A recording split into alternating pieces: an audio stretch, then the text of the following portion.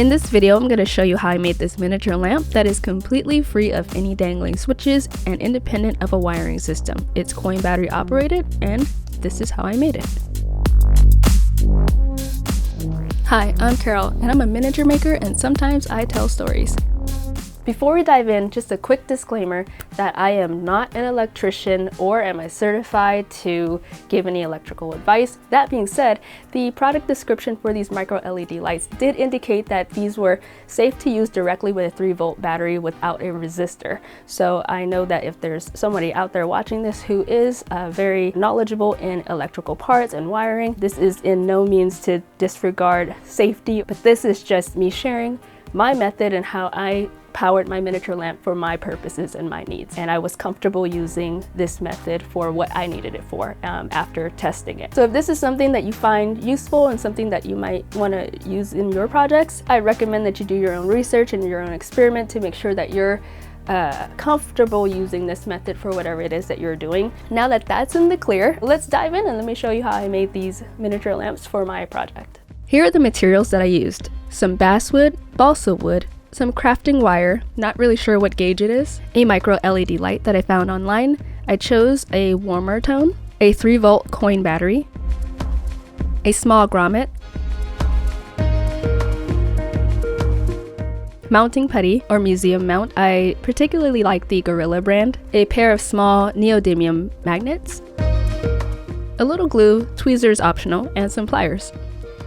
I didn't have any copper tape around, and I, for some reason, couldn't locate my electrical tape, so I just used this aluminum foil tape and some pebble crafting paper for the lampshade.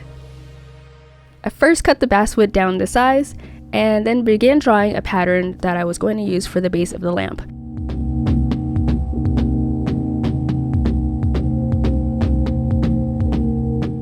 Now there are 4 pieces, and I did cut the tips off of all of them, 2 of which are actually shorter than the other 2, so a pair is a little shorter than the other pair. So I did this to create a channel for the wire framing that holds up the lampshade and our actual LED lamps to run through to connect to the battery that will be housed inside. So I'm just cutting a couple of pieces of scrap basswood here to use as joining parts and to kind of reinforce the pyramid shape a little bit once we glue them together.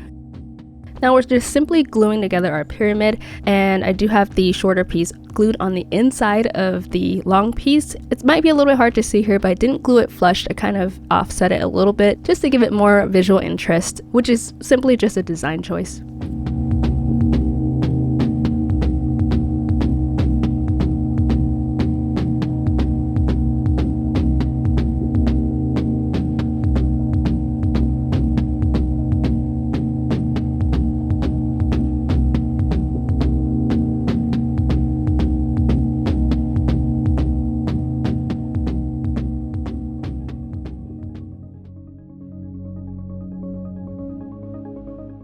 So while the pyramid dries, I move on to making the base of the lamp. And for this, I'm using balsa wood because it's easier to cut. And I'm just creating a small opening here, which is how we're going to access the coin battery from the outside to power it on and off without having to pull out the entire base every time.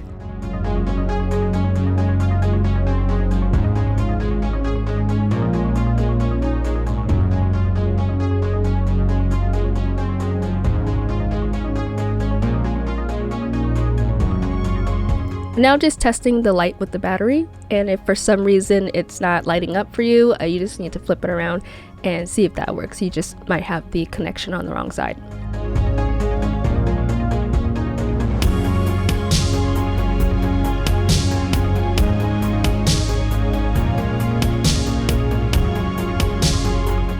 So we're attaching the light to the battery just using the foil tape. We're just attaching the one side for now.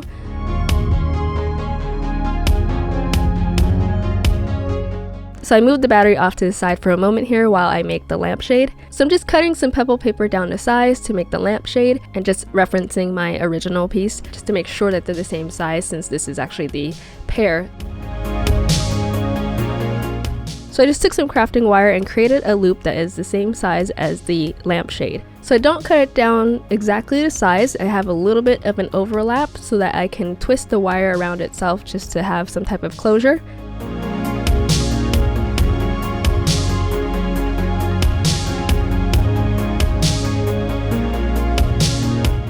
And now measuring just where the middle of the lamp is and just creating a simple bend right at the middle to create the stem, if that's right, and measuring it up against the lamp base itself to kind of get an idea of how far to cut down, because this is going to be inserted inside of the lamp base. Now that we have all our parts made, it's time to assemble the lamp.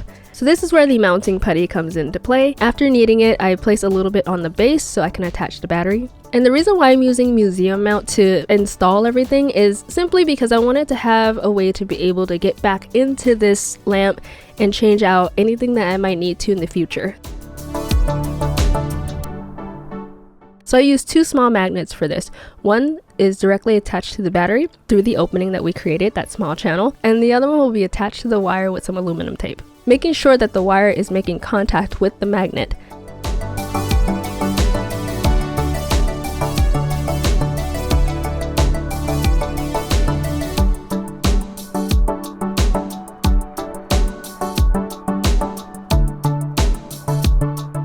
And with the excess tape, I just folded it in to make a little pull tab. That way, whenever I want to turn off the lamp, I could just grab that pull tab and pull the magnets apart.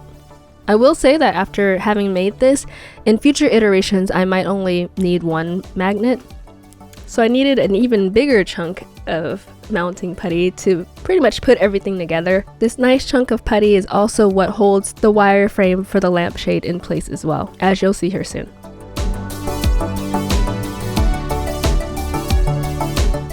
We're just passing the LED lamp through the opening in the pyramid.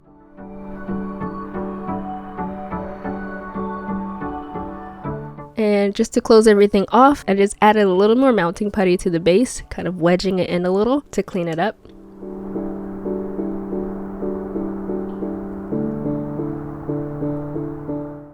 Now we're just putting on the little grommet in place, which gives it a nice little finish. And just adding a little bit of glue just to make sure it doesn't shift around.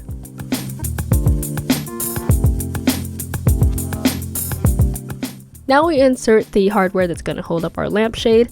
I simply just slip this right into the opening between the 2 LED wires, down into the lamp base, right into the putty. So the putty is holding it all firmly in place. And then gently twist the LED wire itself around the stem of the lampshade holder. Making sure everything is nice and straight. And finally, we add our lampshade. Alright, and we're done. Now let's see if it works. Boom! We've got light.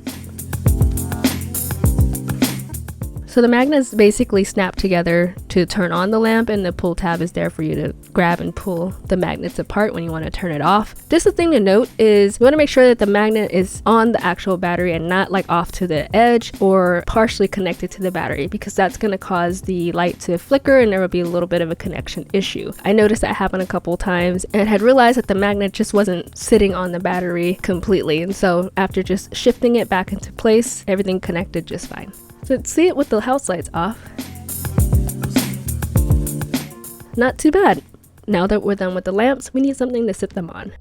Let me show you quickly how I made this platform couch on which they sit, and then I'll show you what everything looks like all together in the space. So let's hop back in the video and make this couch. So I decided to go with the platform couch for this because stylistically it just went with everything, but also I just wanted to stick to one piece. I didn't want to have to make a couch and 2 end tables. So for this, I made it out of balsa wood. I cut down one long piece that was for the platform, and then another piece that is just slightly smaller to place underneath, just to give a little added extra detail.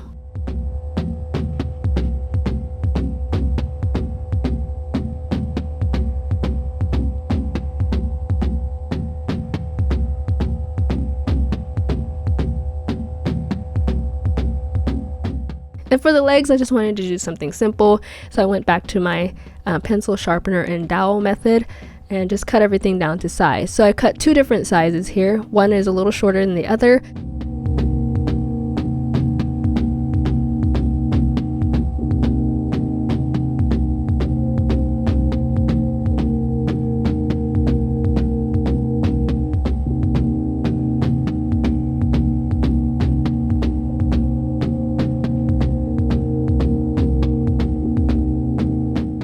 And I just simply glued the legs right onto the platform itself. And I just used this tiny engineer square to make sure that everything is leveled.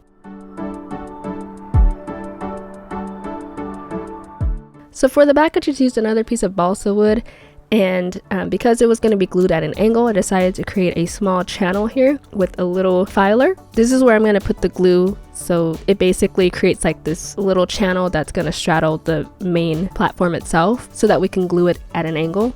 So just simply added some PVA glue and glued it into place, and then I just used my angle tool just to make sure it was at the right angle all the way across.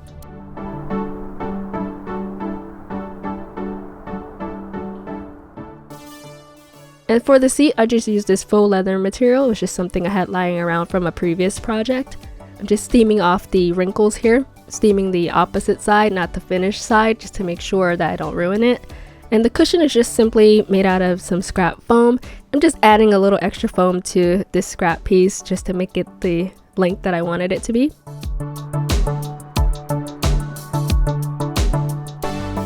And gluing some batting on it just to give it a little cushion.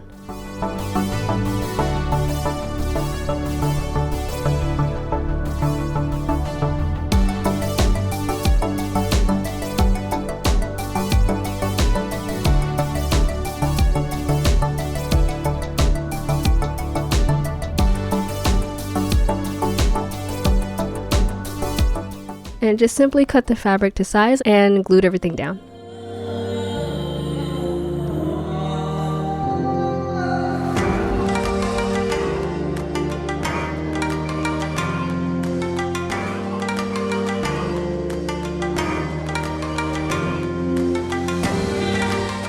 And I just used some small gold pins to add some decorative nail heads around the couch cushion. And I just simply used the grid on my cutting mat to help space the nail heads.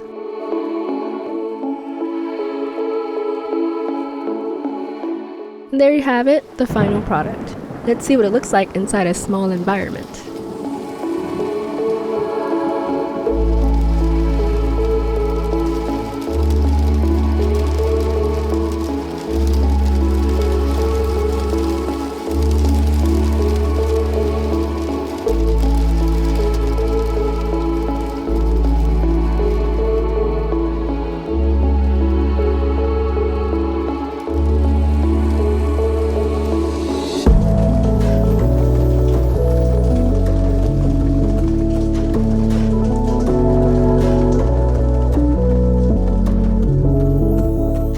Fun fact, the art pieces on the wall is my actual photography. I shot these in downtown LA a while back at a time where I was experimenting a lot with long exposure and night photography. So this is my actual work that I shrunk down to display in my miniature.